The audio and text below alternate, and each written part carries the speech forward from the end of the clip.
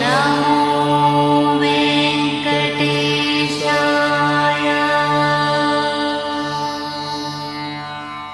పని చేస్తే దేశము కాలము అని రెండు మాటలు. అందుకే మనకి సనాతన ధర్మంలో ఈ రెండిటిని విడిచి మీరు ఎక్కడికి వెళ్ళలేరు.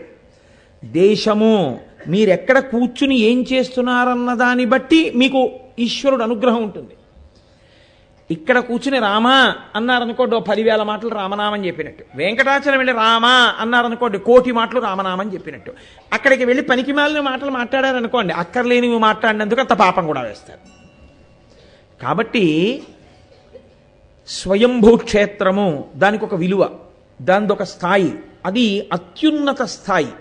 దానికన్నా కిందకు వస్తే దేవతా ప్రతిష్ట, దేవతలు ప్రతిష్ఠ చేస్తారు.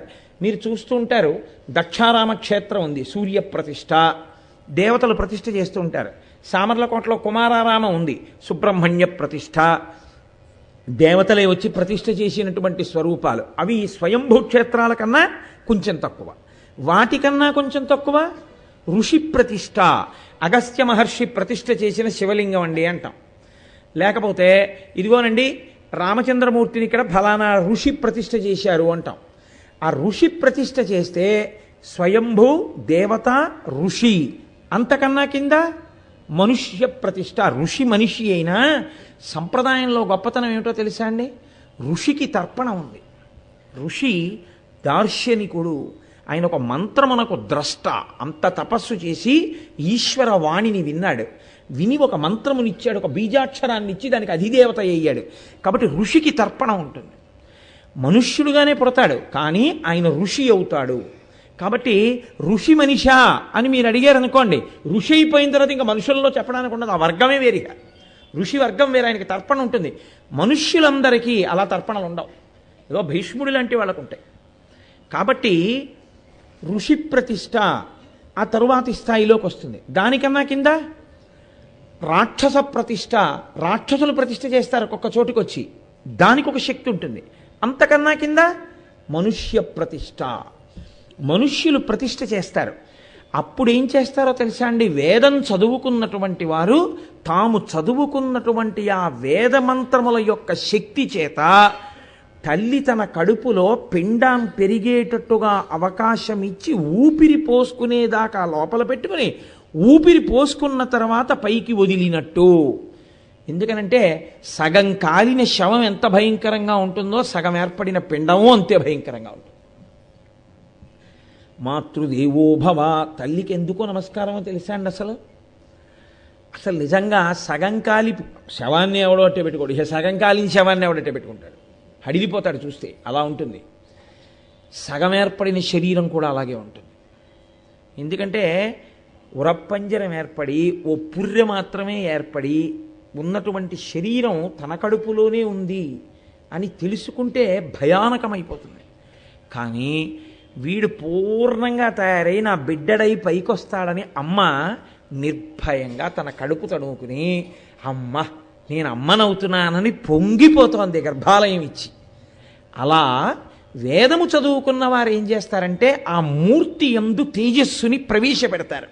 తల్లి లోకానికి బిడ్డని ప్రసవించి ఉపకారం చేస్తే ఈశ్వరానుగ్రహము పొందినటువంటి వ్యక్తులు అన్ని ప్రతిష్టలు చేసి అన్ని దేవాలయాల్లో అన్ని మూర్తులు అన్ని వేల మంది కోరికలు తీర్చేటట్టుగా తీసుకొచ్చి పెడతారు. నీవక్కడికి వచ్చి ఇతరుల శాంతికి భంగమైనటువంటి రీతిలో ప్రవర్తించడమే అనాచారము. ఇప్పుడు ఏమవుతుందో తెలుసా అండి? అలాంటి పనులు చేస్తే మహాపాపం ఎక్కడ సంక్రమిస్తుందంటే ఆ తేజస్సు క్షీణించిపోతుంది. ఎందువల్ల అంటారేమో, దేవాలయ శక్తి అంతా ఎక్కడుంటుందో తెలుసా అండి?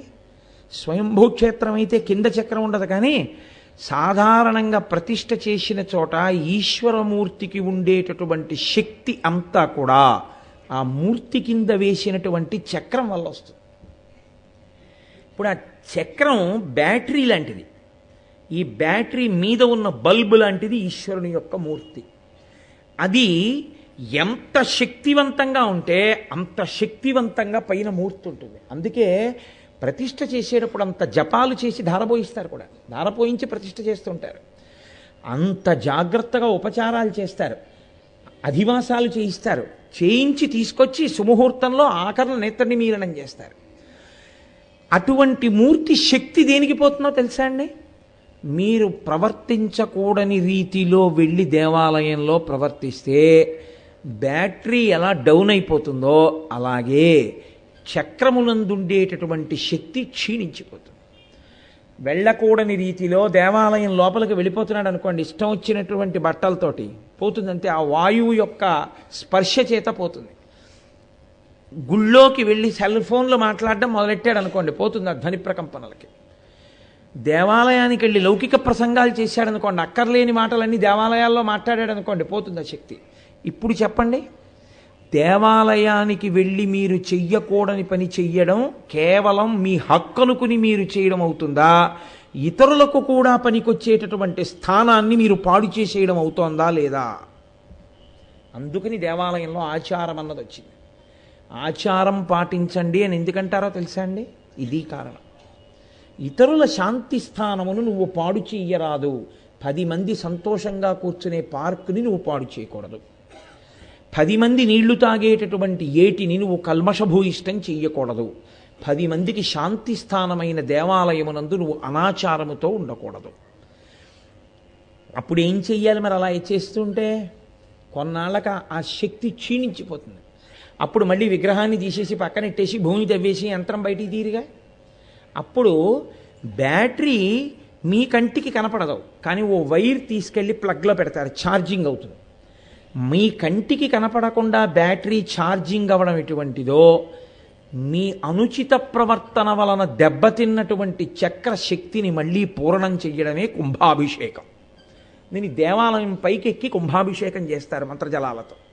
చేస్తే మళ్ళీ చక్రం శక్తిని పొందుతుంది. పొంది మళ్ళీ మూర్తికి శక్తి వస్తుంది. కుంభాభిషేకాలు చేసుకుంటూ వెళ్ళడం వల్ల శక్తి నిలబడుతుందా, దేవాలయంలో ఆచారాన్ని పాటించడం వల్ల శక్తి నిలబడుతుందా? దేవాలయంలో ఆచారాన్ని పాటించడం వల్ల శక్తి నిలబడుతుంది. గమ్మత్తేమిటో తెలుసా అండి? ఒక్కొక్కచో ఈశ్వరుడు ఒక్కొక్క సేవని ఇష్టపడతాడు. ఎందుకు అలా ఇష్టపడతాడో తెలుసా? ఆయన దృష్టిలో ఒక కోణం ఉంటుంది. అలా నేను వీళ్ళని తరింపచెయ్యాలి. అందుకని అక్కడ ఈశ్వరుణ్ణి సేవించే విధానము కూడా ఆచారముగా వస్తుంది. నేను మీకు ఒక ఉదాహరణ చెప్పాలంటే, మీరు తిరుమల వెళ్ళారనుకోండి, కొబ్బరికాయ కూడా మిమ్మల్ని పట్టుకెళ్ళనివ్వరు. కొబ్బరికాయ కొడతారా అక్కడ? అరటిపళ్ళు పట్టుకెళ్ళారనుకోండి, తీసుకుంటారా? తీసుకోరు. మీరు కర్పూరం పట్టుకెడితే తీసుకుంటారా? తీసుకోడు. అగరవత్తులు పట్టుకెడితే తీసుకోరు. పావలాకాసు నుంచి 10 కోట్ల వరకు తీసుకుంటారు. తిరుమలలో హుండియే. ఏమి ఎందుకు అలాగా అంటే, మీరు ఒకటి అర్థం చేసుకోవాలి, డబ్బు పిచ్చి పట్టి కాదు. వెంకటాచల క్షేత్రమునందు వెంకటేశ్వరుడు ప్రతిజ్ఞ చేశాడు, వీళ్ళ పాపాన్ని నేను పోగొట్టాలి. ఎలా పోగొట్టాలి? మీకు ఎక్కడో అక్కడ నా ఉపన్యాసాలు పూర్తి చేసే లోపల నేను ఆ విషయాల్ని వివరణ చేసే ప్రయత్నిస్తాను. ఇంత పూర్వం కూడా చెప్పాను, మీరు విన్నారు. తరిగొండ వెంగమాంబ గారితో ఆయన అంగీకరించి చెప్పాడు, పాపములను ద్రవ్యం మీదకి ఆవాహన చేస్తాడు ఆయన. ఎంతో పాపం వస్తుంది, చేసేస్తాడు. వీడు చేశాడని వీడికి గుర్తుండదు. ఆ పాపం ఏం చేస్తుందో తెలుసా అండి? ఆపద రూపంలో వస్తుంది. ఆపద అంటే మీ బుద్ధి చేత మీరు తప్పించుకోలేనిది, దానికి ఆపద అని పేరు. ఇప్పుడు ఆపద వస్తుంది. చాలా డబ్బు ఉంది, ఒక్కడే కొడుకు, ఎప్పుడు సాయంకాలం అయ్యేటప్పటికి జ్వరం వస్తుంది. ఎంతమంది డాక్టర్ల దగ్గరికి తిప్పాడో, ఎంత డబ్బు ఖర్చు పెట్టాడో, ఇంకా ఖర్చు పెట్టడానికి ఉంది కోట్లు. ఆ పిల్లాడికి జ్వరం తగ్గట్లేదు. సాయంకాలం అయ్యేటప్పటికీ చలి వణికిపోతూ పడుకుంటాడు. వాడు ఎన్ని మందులు వేశారో చిక్కిపోతున్నాడు. ఇప్పుడు ఎవరు గుర్తొస్తారు? వెంకటేశ్వర స్వామి గుర్తొస్తాడు. ఆపద ముక్కులు వాడ అనాథరక్షక గోవింద గోవింద అంటాడు. అంటే ఆయన ఏం చేస్తాడో తెలుసా అండి? వీడు ఎంత పాపం చేసినా నా పేరెత్తాడు, మరి వీడిని వదిలేయడం ఎలాగా? ఆయన లక్ష్మీదేవితో ప్రతిజ్ఞ చేశాడు ఈ విషయాన్ని. ఆయన అంటాడు, ఇప్పుడు ఈ పాపమునకు తగినటువంటి ఫలితమునివ్వాలి. ఆ కొడుకుని అలా బాధ పెడితే వీడు ఏడుస్తాడు. అందుకు నేను ఏం చేస్తానంటే, కలియుగంలో అన్నిటికన్నా అత్యంత ఇష్టమైంది డబ్బే. పక్షి దాచదు, కుక్క దాచదు, పిల్లి దాచదు. అసలు లోకంలో విచిత్రం ఏమిటో తెలుసా అండి? తందంతా తానే పట్టుకెళ్ళిపోవాలనుకున్నవాడు నిజంగా చేయవలసింది దానం చేసేయాలి. అప్పుడు పుణ్యంగా వాడితో వచ్చేస్తుంది. ఇక్కడ దాచేస్తే ఏమొస్తుంది? ఉత్తరాధికారులు పంచుకుంటారు. అదే చేయడు. దానం అంటే ప్రాణం పోతుంది. ఒక్కనాటికి వీడు తిన్నది తినమనండి తింటాడు, చేసిన సంసారం చేయమనండి చేస్తాడు, తాగిన నీళ్లు తాగమనండి తాగుతాడు. హుండీలో వేయమంటే మాత్రం అక్కడికి వెళ్ళి నమస్కారం పెట్టి వెళ్ళిపోతాడు. అది విచిత్రం. హుండీకి కూడా నమస్కారం చేసి వెళ్ళిపోతాడు. ఇంకా మాట్లాడితే చిత్రమైన మాట ఒకటి ఏమంటాడంటే, ఎంతమంది వేస్తున్నారండి నేను వెయ్యాలా అంటే. ఒక చమత్కారమైన మాట ఒకటి మాట్లాడారు ఒక ఆయన పొద్దున్న.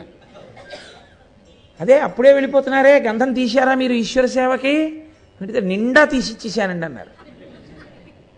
దేని నిండా తీసిచ్చేసారంటే, ఉద్ధరిని నిండా తీసిచ్చానండి. దేని అన్న మాట మీరు కానీ అడగలేదనుకోండి, ఆయన గిన్నె నిండా తీసిచ్చాడని మీరు అనుకుంటారు. ఉద్ధరిని నిండా తీసిచ్చారు ఆయన. అదో చమత్కారం. కాబట్టి ఈశ్వరుని యందు ఆపద కలిగితే మనం ఆయన నామం చెప్తాం. ఆయన ఏం చేయాలి? కోటేశ్వరారు అని మీరు అన్నారనుకోండి, నేను అనాలా వద్దా? నామి పలకాలి నామం ఎత్తితే. కాబట్టి ఏడుకొండలవాడ వెంకటరమణ గోవింద గోవింద అంటే ఏమొచ్చింది నీకు అనాలి. మా అబ్బాయికి జ్వరం వస్తుంది సాయంకాలం, అవును చేసిన పాపం ఉంది అనుభవించి అన్నాడు అనుకోండి, అలా అనడానికి నువ్వెందుకు అంటావు? కాబట్టి ఇప్పుడు ఆయన ఏం చేయాలి? నీకు కొడుకు జ్వరం ఎంత బాధ పెడుతోందో, ఏది ఇవ్వడానికి మళ్ళీ అంత బాధ పెడతావో అది నీ దగ్గర నుంచి తీసుకోవాలి. కాబట్టి ఆయన ఏం చేస్తాడు? ఓ ముడుపు కట్టిస్తాడు. కట్టించి ఒక్కొక్క స్థితిని బట్టి నిలువుదోపిడి ఇచ్చేస్తానంటాడు, తలనీలాలు ఇచ్చేస్తానంటాడు, లేకపోతే 10,000 పట్టుకొచ్చి హుండీలో వేసేస్తానంటాడు. అందుకే తరిగొండ వెంగమాంబ గారు ఏం చెప్పారో తెలుసా అండి? 1,000,000 మందిలో ఎవడో ఒక్కడు వేసేదే ఆయన నిజంగా వాడుకునేటటువంటి ద్రవ్యం, మిగిలినదంతా పాపము ధనంగా మారుతుంది వెంకటాచలం హుండీలో.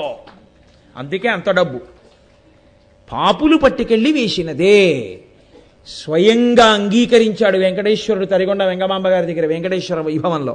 నేను ఈ మాట అన్నాను కాబట్టి నేను మీకు ఆ పద్యం కూడా చెప్తాను రోజున. నేను శనివారం ప్రసంగం కదండి, ఈసారికి ఆఖరి ప్రసంగం, ఈ లోపల మీకు ఆ పద్యం నేను చెప్పి తీరుతాను. కాబట్టి అంటే ఆ ఘట్టం అంతటినీ చెప్తాను. ఇవాళ నేను ఆ ఘట్టంలో కడితే ఇప్పుడు చెప్తున్న ధార వేరొక వైపుకి వెళ్ళిపోతుంది. అందుకని అంత ద్రవ్యం వస్తోందంటే అన్ని పాపాల అనుభవంలోకి వచ్చిన తర్వాత అరిచిన వాళ్ళందరి దగ్గర అది పుచ్చుకుని ఇంకో కష్టాన్ని తీసేశాడు.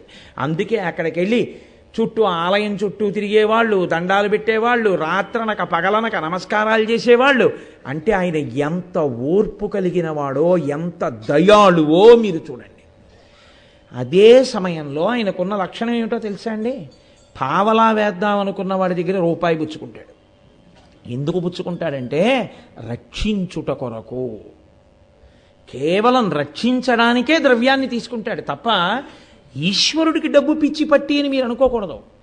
ఆయనకి ఏమిటండి, లక్ష్మి ఆయన సొత్తు, ఆయన కర్మ. మనం ఇస్తే పుచ్చుకోవడానికి, ఆయన ఇచ్చింది మనం పుచ్చుకున్నామేమో కానీ మనం ఇస్తే పుచ్చుకోవాల్సిన అవసరం ఆయనకేం లేదు. యావదావర్తతే చక్రం యావతీచ వసుంధర తావత్వం ఇహ సర్వత్వం స్వామిత్వం అనువర్తయ అంటాడు భరతుడు. ఈ భూమండలం ఎంతకాలం ఉంటుందో అంతకాలము సమస్తం ఆయనది. అటువంటి మహానుభావుడైన. కాబట్టి ఒక్కొక్క దేవాలయమునందు ఒక్కొక్క ఆచారమును ఈశ్వరుడు తీసుకొస్తాడు.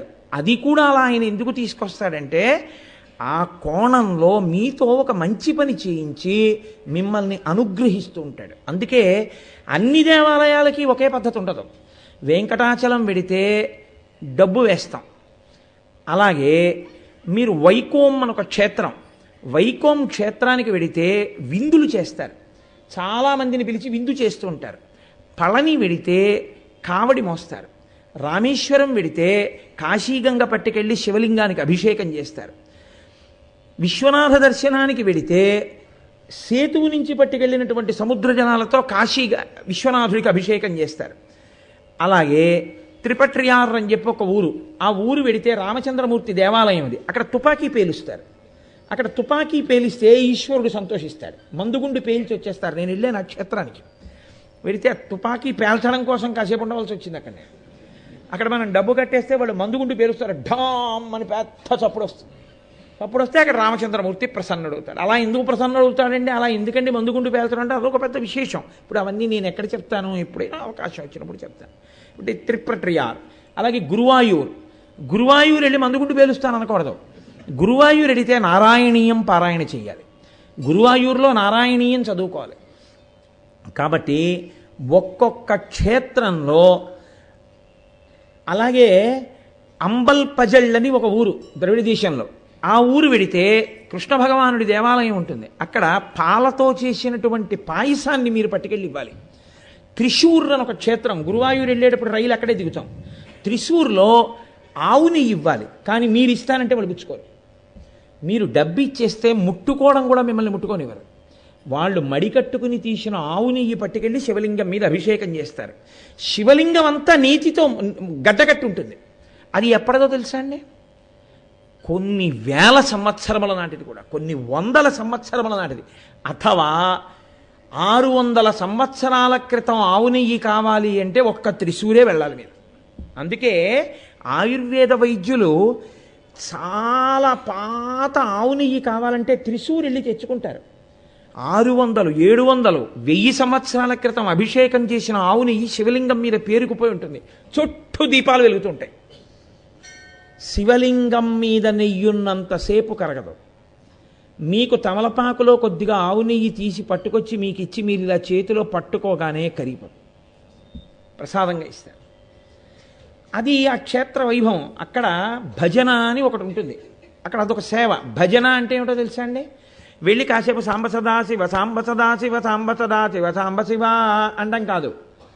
సెల్ ఫోన్ ఇంట్లో పెట్టేసి కొన్నాళ్ల పాటు, ఒక వారం రోజులో 10 రోజులో నెల్లాళ్ళలో మీరు దేవాలయంలో ఉండిపోవాలి. అక్కడ ఉండిపోయి బాహ్య సంబంధాలు ఏమి ఉండవు. ఇంకా ఇంట్లో వాళ్ళు ఏమవుతున్నారో ఏమిటో ఏముండదు. అక్కడికి వెళ్ళి ఉండిపోతారు. ఉండిపోయి ఈశ్వర సేవ చేస్తూ ఉంటారు.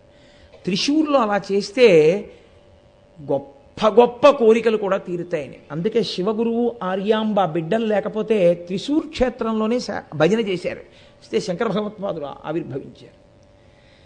ఒక్కొక్క క్షేత్రమునందు ఒక్కొక్కటి ఈశ్వరుడు సేవగా నిర్ణయం చేస్తాడు.